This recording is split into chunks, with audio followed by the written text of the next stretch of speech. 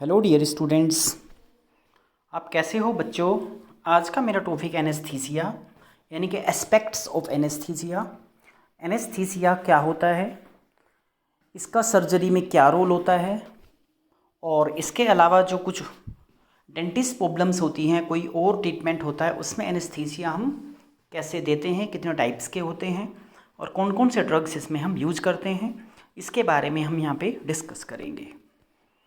तो इसमें इंट्रोडक्शन है कि एनेस्थीसिया एक ऐसा वे होता है जिसमें हम जो पेशेंट होता है उसकी हमें सर्जरी करनी होती है, प्रोसीजर्स करने होते हैं, तो उसमें जो पेन है उसको कंट्रोल कर सके। उस टाइम जब उसको हम सर्जरी करते हैं तो उसके जो ब्लड प्रेशर है, ब्रीदिंग है, ब्लड फ्लो है और हार्ट रेट है, राइथम है, इन सबको कंट्रोल कर सके, उसको एनेस्थीसिया बोलते हैं। जो एनेस्थीसिया देता है उसे एनेस्थीसियाटिक्स के नाम से जाना जाता है। एनेस्थीसिया जो है वो वहाँ पर अवेलेबल होना चाहिए होल प्रोसीजर में, जो भी वहाँ पर उसको सर्जरी हो रही है। तो एनेस्थीसिया मेनली जो हम उसको यूज़ करते हैं, जो हमारा जो पेन होता है पेशेंट उसको ब्लॉक करने के लिए, स्लीपी करने के लिए, और जो पेशेंट है वो एकदम श्योर होना चाहिए कि वो ठीक है, अनकॉन्शियस कंडीशन में रखते हैं जब उसकी पेशेंट की सर्जरी होती है। अलग अलग तरह के एनेस्थीसिया होते हैं, जैसे जनरल एनेस्थीसिया होता है और एक लोकल एनेस्थीसिया होता है। अलग अलग टाइप से एनेस्थीसिया होते हैं, उनमें अलग अलग जो टाइप की मेडिसिन है वो उसमें दी जाती है। उसके बाद है कि what are the risk and complications for anaesthesia, यानी कि इसमें कुछ रिस्क होते हैं, कुछ कॉम्प्लिकेशंस होते हैं जिसके बारे में हमें पता होना चाहिए। तो जो इसके मेजर साइड इफ़ेक्ट्स होते हैं उसमें जो बहुत सारी प्रॉब्लम्स आती हैं, उसमें जो हेल्दी पर्सन है वो थोड़ा उसमें एक तरह से ठीक रहते हैं, लेकिन अगर हेल्दी पर्सन नहीं है, पहले से उसको कोई डिजीज़ है, तो वहाँ पे कॉन्शियस होके पूरा का पूरा जो एनेस्थीसिस्ट होता है, एनेस्थीसियाटिस्ट जो होता है वो उसमें देखता है कि पेशेंट को क्या क्या वहाँ पे प्रॉब्लम्स हो रहे हैं। इसमें कुछ रिस्क हैं, जैसे यहाँ पे बताया है कि जनरल एनेस्थीसिया में जैसे हार्ट प्रॉब्लम होती है, निमोनिया, सोर थ्रोट और वोमिटिंग, ये हो सकता है उसको। और अगर हाई डोज देंगे लोकल एनेस्थीसिया में तो इसके अलावा जो हार्ट प्रॉब्लम है या ब्रेन प्रॉब्लम है, दूसरी चीज़ें भी उसको हो सकती है। और स्पाइनल एनेस्थीसिया में कुछ लोगों को जो हेडेक हो जाता है बाद में, वो टाइप डिपेंड करता है किस टाइप का एनेस्थीसिया उसको दिया हुआ है। ये स्टेजेस हैं एनेस्थीसिया जो है, इसकी 4 स्टेज होती हैं। स्टेज 1 जिसको एनाक्लेसिया बोलते हैं, इंडक्शन। स्टेज 2 जिसको एक्साइटमेंट बोलते हैं। स्टेज 3 जहाँ पे सर्जिकल एनेस्थीसिया। और स्टेज 4 में जो है मेडुलरी पैरालिसिस जो है, ये इसकी स्टेज है, जो कि यहाँ पे इसकी जो एनेस्थीसिया की डेप्थ जो होती है उसको ये देखते हैं यहाँ पे, और उसके हिसाब से इसको 4 भागों में, यहाँ पे 4 इस पार्ट में इसको डिवाइड किया हुआ है। स्टेज 1 में जो क्या होता है, यहाँ पे जो वॉलेंट्री जो है इसमें एक्साइटमेंट होता है, इंडक्शन होता है। और इस पीरियड में जो है एक ऐसा पीरियड होता है इनिशियल शुरुआत का, जहाँ पर दवाई इसको जो एनेस्थीसिया दिया जाता है, और उसमें उसका जो कंसिस्टेंस है वो लॉस हो जाता है इस स्टेज के दौरान, और पेशेंट जो है प्रोग्रेस करता है, जिससे एनालेक्सिया विदाउट उसके जो उसको हमने मेडिसिन जो दिया है उसमें, जिसको एमेनेसिया के नाम से जाना जाता है। और पेशेंट जो है यहाँ पे इस टाइम जो है कन्वर्सेशन जो है कर सकता है।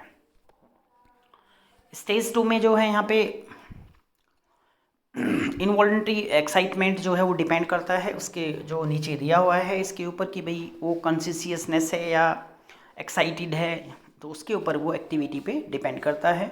इस स्टेज के दौरान जो है रेस्पिरेशंस या हार्ट रेट में जो है उसमें कुछ प्रॉब्लम हो सकती है, इरेगुलर हो सकता है। और इसके अलावा जो है अनकंट्रोल मूवमेंट्स हो सकता है उसका बॉडी का, वोमिटिंग, ब्रीथ प्रॉब्लम्स, और पेपलरी जो डायलेशन, उसकी आंखें जो है डायलेट हो सकती है उसमें। स्टेज 3 में इसमें बताया हुआ है कि इसमें जो हमारा जो स्पेसिफिक मूवमेंट होता है, वोमिटिंग, इरेगुलर रेस्पिरेशन और एयरवे कॉम्प्रोमाइजिंग, ये सब चीज़ें होती हैं। इस स्टेज में जो है उसका जो हार्ट रेट फास्ट हो जाता है और उसको जो है ऑक्सीजन की दी जाती है उस टाइम में। स्टेज 4 में क्या है, यहाँ पे इस स्टेज में जो है बहुत ज़्यादा मेडिकेशंस देना पड़ता है पेशेंट को, और ये जो है एकदम बड़े सर्जिकल जो ऑपरेशंस होते हैं उसके द्वारा दिया जाता है। और इसमें सीवियर ब्रेन स्टेम या मेडुलरी जो डिप्रेशन है वो उसमें पेशेंट चला जाता है, और इसका रिजल्ट होता है कि वहाँ पे जो रेस्पिरेशन है या उसको कार्डियोवैस्कुलर कोलैप्स हो सकता है। इस स्टेज में जो है अगर वहाँ पर कोई रेस्पिरेटरी सपोर्ट नहीं है उसको, या कार्डियोवैस्कुलर सपोर्ट नहीं है, तो पेशेंट की कंडीशन जो है वो वहाँ पे ख़राब हो सकती है। टाइप्स ऑफ एनेस्थीसिया में जनरल एनेस्थीसिया, रीजनल एनेस्थीसिया और लोकल एनेस्थीसिया, यानी कि 3 टाइप में एनेस्थीसिया को यहाँ पे डिवाइड किया हुआ है। जनरल एनेस्थीसिया का मतलब होता है कि यहाँ पे जो उसका ब्रेन होता है पेशेंट का, जो CNS सेंट्रल नर्वस सिस्टम होता है, उसको अनकॉन्शियस बना देते हैं, उसको अनवेयर बना देते हैं, ताकि उसकी सर्जरी जो है अच्छे तरीके से हो जाए। इसमें हम यहाँ पे जो पेशेंट है उसको सर्कुलेटरी सिस्टम जो है उसको यहाँ पे इनहेल्ड के द्वारा कॉम्बिनेशन रखते हैं, उसको गैस दी जाती है और ड्रग्स इंजेक्ट किया जाता है।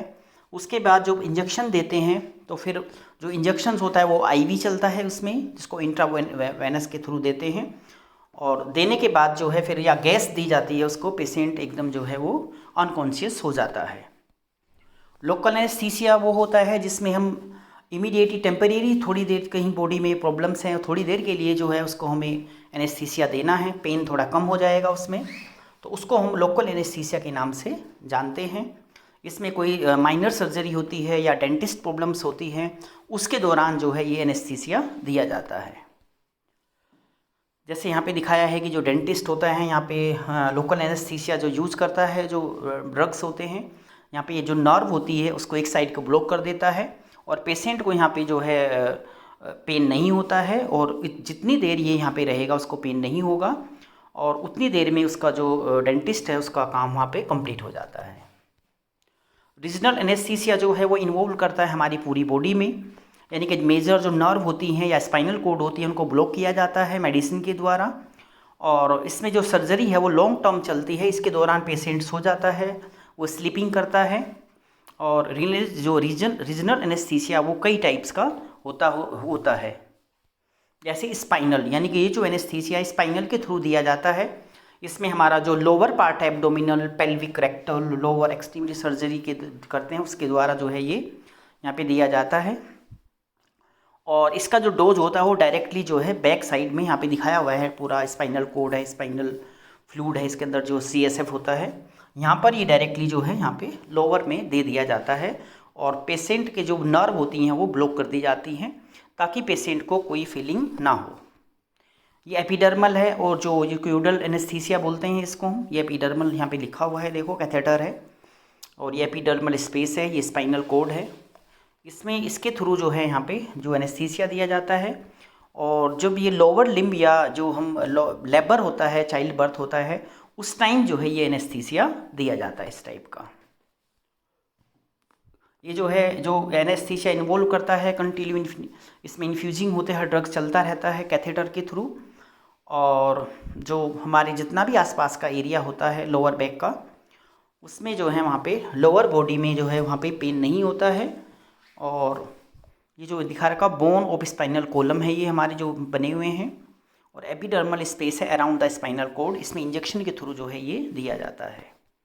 ये नर्व ब्लॉकिंग है, जो हमारी यहाँ पे गर्दन के पास जो नर्व होती है, इसमें लोकल एनेस्थीसिया इंजेक्ट करते हैं स्पेसिफिक नर्व के थ्रू, उस जो ग्रुप की नर्व होती हैं उसको ब्लॉक कर देते हैं ताकि पेशेंट को पेन ना हो, और जो नर्व होती है वो कुछ टाइम के लिए जो है वो काम नहीं करती हैं, जिसके कारण पेशेंट को पेन फील नहीं होता है।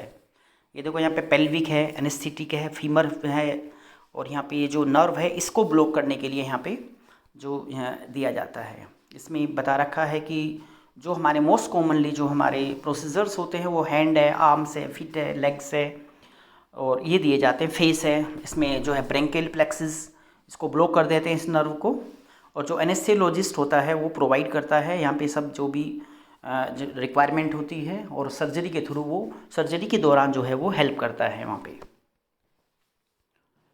ये यहाँ पे जो ड्रग्स के जो जनरल एनेस्थीसिया के जहाँ नाम है यहाँ पे, इसमें एट्राकेनियम, ये जो न्यूरो जो मस्कुलर है उसको ब्लॉक कर देता है, न्यूरो मस्कुलर ब्लॉकिंग एजेंट के नाम से जाना जाता है।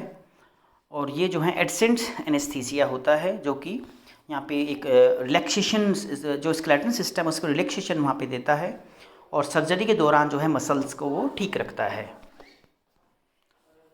इसमें जो है हमारा अगला है सियाटिन में बेस्टाइल। ये जो है न्यूरोमस्कुलर ब्लॉकिंग एजेंट होता है जो कि जनरल एनेस्थीसिया में यूज किया जाता है।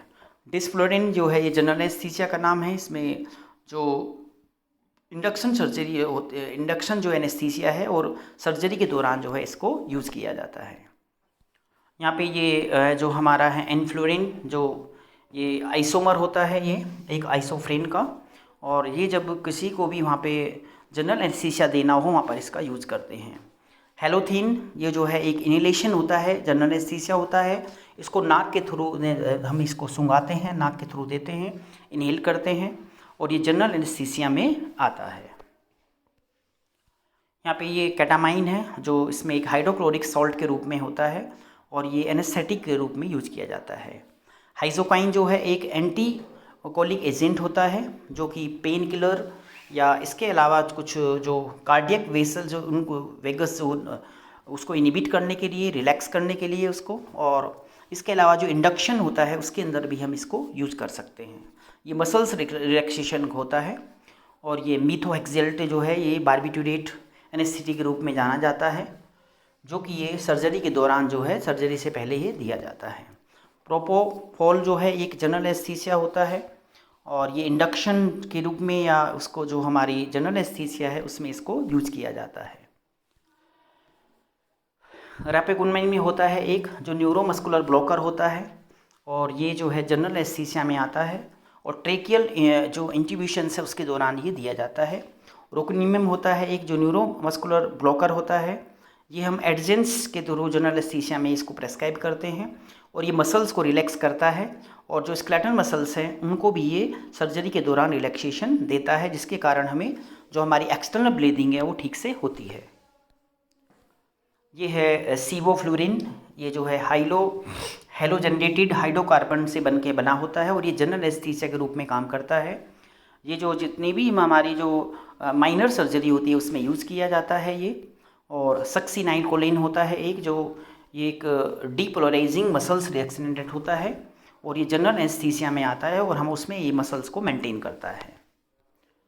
ड्रग्स फॉर लोकल एनेस्थीसिया जैसे आर्टिकेन है, HCl, एपिनेफ्राइन, ये सब इंजेक्शंस होते हैं, लोकल एनेस्थीसिया में यूज़ करते हैं और डेंटल प्रोसीजर्स में जो है इनका यूज़ किया जाता है। उसके बाद है इसमें बेंजोकाइन एक लोकल LA बोलते हैं इसको, लोकल एनेस्थीसिया में आता है जो कि पेनफुल ट्रीटमेंट के लिए यूज़ किया जाता है। माउथ अल्सर, सोर थ्रोट या कोई भी मतलब जो इंस्ट्रूमेंट्स हमें कहीं रेक्टम वगैरह में, वेजाइना में देना होता है उस टाइम इसको हम यूज़ करते हैं। ब्यूपिवैक्सीन एक लोकल एनेस्थीसिया होता है जो कि ये ऑब्स्टिशियल जो प्रोसीजर्स होते हैं उसमें इसको यूज़ किया जाता है। उसके बाद है लिपोकाइन या प्रियोकाइन, जो दो नाम है ये डर्मल एनेस्थीसिया होते हैं। इनको टिंगलिंग या कोई जो नमलेस या किसी स्किन प्रॉब्लम उनके में दिया जाता है। लिडोकाइन जो है ये लोकल एनेस्थीसिया आता है और इसको जो है रीजनल एनेस्थीसिया में भी यूज़ कर सकते हैं। उसके बाद है मेपिवेकिन जो है लोकल एनेस्थीसिया होता है, इसको जो है लोकल जो रीजनल एनालिसिस में यूज़ करते हैं और सर्जिकल प्रोसीजर्स में भी यूज़ करते हैं जैसे लेबर और डिलीवरी के रूप में। ऑक्सीथेन जो होता है ये एक पोटेंशियल लोकल एनेस्थीसिया होता है जो कि रैपिड इफेक्टिव होता है और इसको गैस्ट्राइटिस या इसोफेगस्टाइटिस या अदर जो प्रॉब्लम्स होती हैं उसके दौरान पेप्टिक अल्सर या प्रेगनेंसी में इसको यूज़ किया जाता है। ये स्पाइनल है, स्पाइनोपेडियल एनेस्थीसिया है जिसको वैकिन के नाम से जानते हैं। ये लोकल एनेस्थीसिया जो होता है जो कि यहाँ पे सर्जरी और ऑब्स्टेट्रिक प्रोसीजर के लिए इसको यूज किया जाता है। थैंक यू बच्चों। आज का जो मेरा वीडियो था वो एनेस्थीसिया के ऊपर था कि एनेस्थीसिया क्या होता है, वो कितने टाइप्स का होता है और कौन कौन से ड्रग्स उसमें आते हैं, वो सब मैंने आपको इस वीडियो में बताया है। थैंक यू बच्चों।